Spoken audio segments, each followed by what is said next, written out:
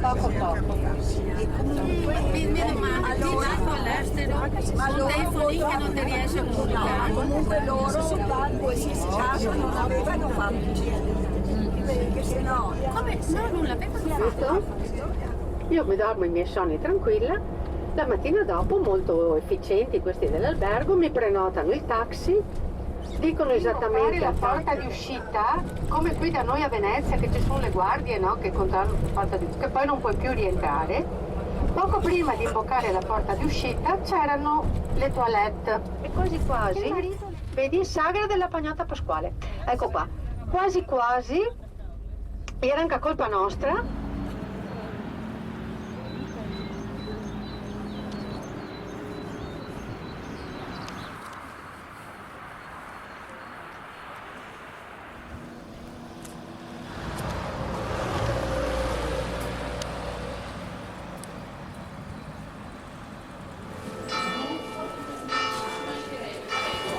Vero?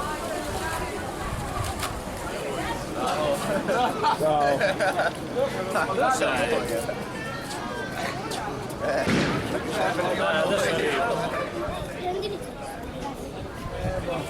Io ormai i bambini non li ho più. Vabbè, li faccio vedere lo stesso, a volte. Giusto, perché dopo è roba questa, la potete provare qualsiasi minuto.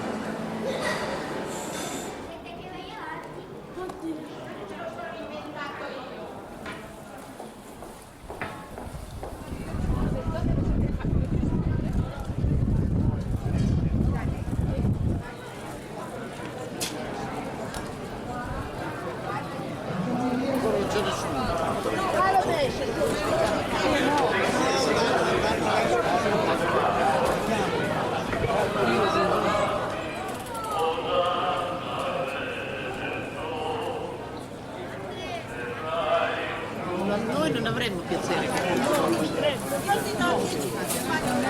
Questi 3 euro, forza signori, forza!